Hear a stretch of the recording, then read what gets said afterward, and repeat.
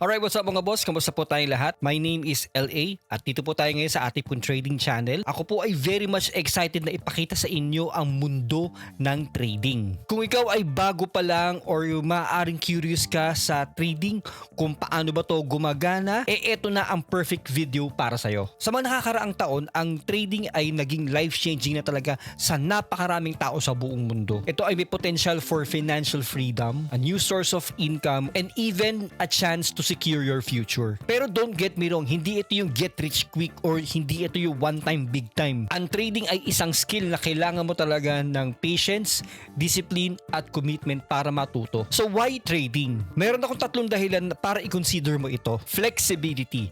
Pwede ka mag-trade anywhere. Sa bahay, sa cafe, or even nagka-travel ka. Basta meron kang device, gaya po ng cellphone, tablet, laptop, at syempre internet. Pero sa panahon ngayon, hindi na problema ang internet kasi talagang parte na ng buhay ng tao ang internet. Kaya ano pang pumipigil sa'yo? Number 2, limitless opportunities. Napakalaki ng trading market sa buong mundo. Pwede ka mag-trade ng stocks, currencies, at commodities. Number 3, growth potential. Kung matyaga ka at ma-effort ka, ang trading ay pwedeng maging from hobby to a reliable source of income or even a full-time career. Ang gamit ko pong app dito is yung pong expert option. Available po to for Windows, Mac, Android, saka iOS.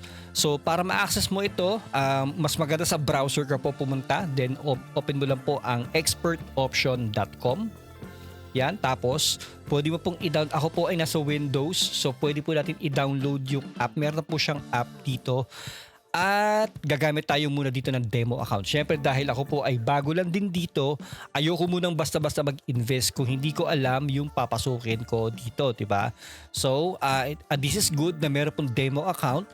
Lahat tayo ay pwedeng gumamit ng demo account, hindi lang porket ako po ay content creator ay meron na akong access sa demo account. No, lahat tayo ay may demo account para makapag-practice tayo kung ano yung mga dapat gawin. Actually, kung titignan mo siya, mukha siyang komplikado pero sa totoo lang, napakasimple niya at user-friendly. Kaya kung interesado ka, panoorin mo pa tong video na to. Pero tandaan natin, hindi lang po yung gadgets talaga ang importante dito. So, hindi porket ikaw po ay naka sobrang gandang cellphone or kung ikaw po ay merong high-end PC ay doon po magmamatter. No, kahit po yung pinakasimpleng computer lang, cellphone lang, ang importante dito is alam mo talaga, may knowledge ka at yung strategy ay dapat alam mo dito. So paano ba tayo magsisimula? So ayun nga, download natin tong app. Ang aking recommendation ay gumamit ka muna tong demo account para makapag-practice. At kaya talaga maganda na may demo account para bago tayo mag-invest, in case na maisipan mo mag-invest dito, ay alam natin yung mga dapat gawin o yung mga strategies dito. Meron pong dalawang basic strategies dito. So ang first strategy is support and resistance level. So meron po tinatawag na flooring and ceiling. So makikita natin dito na kapag tumaas, ibig sabihin nga nag-ceiling. Kapag nag-ceiling ay may tendency ito po ay tumaas pa ulit. Pero kapag medyo nakikita natin na nagfo-flooring na siya, ay may tendency itong mag-drop. So kaya kung nakikita natin na nag-ceiling siya, meron siyang possibility na tumaas.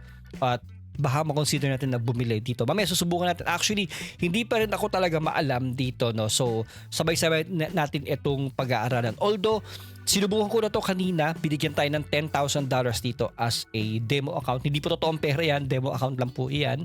So, para mapag-practicean lang po natin. Para in case na mag-i-invest tayo, ay alam na natin ang gagawin. At ang pangalawa pong basic strategy is yung pong trend following. So, maaaring narinig mo na siguro yung katagang the trend is your friend.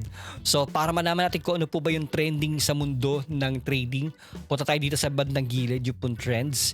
Yan, makikita natin dito kung ano po ba yung mga tumataas at bumababa dito para alam natin kung saan tayo mag-i-invest dito. Kapag nakita natin patuloy na tumataas, for example, ito, yung pong USD and CAD na to, kita na tumataas siya, so uptrend yan. So pwede tayo mag-invest dyan. So yan, dapat nakabantay din tayo dito sa trends or yun nga, pwede tayong nakabantay dito na lang sa sa chart mismo para alam natin kung regular ba yung pagtaas at pagbaba niya. Okay, sige, try natin, no. Try natin kung pwede magbabay. Try natin kahit $100 muna.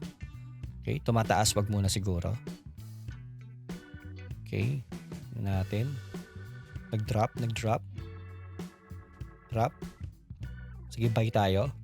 Okay. Yan. So makikita natin mayroong bar dito, no? So ayan yung time na bumili tayo.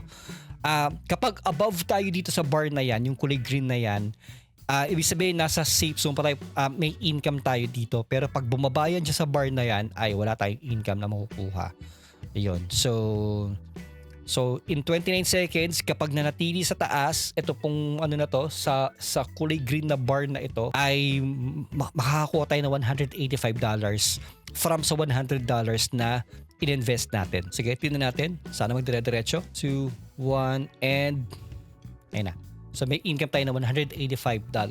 So ganda na siya, di ba? Maaaring akala mo napakang komplikado niya pero simple lang talaga siya. Ako siguro magpa-practice pa ako na magpa-practice dito para talaga makuha ko na, para in case na maisipan namin mag-invest dito. Actually matagal na namin na pag-uusapan to na talagang gusto na namin mag-invest dito. Pero yun, tingnan natin kung okay pa talaga. Ang mga strategies na to ay simple lang pero effective pa rin siya. Pero tandaan natin, wala talagang super strategy dito na sure success. Pero with proper practice, with proper analysis, ay magiging better tayo dito. Ang mahalaga tatandaan natin dito, ang trading ay isang journey. Parang negosyo. Start small, i-manage natin na maigi, mag-focus tayo on learning. Hindi lang ito basta yung kumita tayo ng pera. It's about building skills that could change your life. If ready ka na to explore this journey with me, don't forget to subscribe on this YouTube channel. Like na rin natin itong video na to. I-turn on na natin yung notification para hindi ka po makamiss ng step.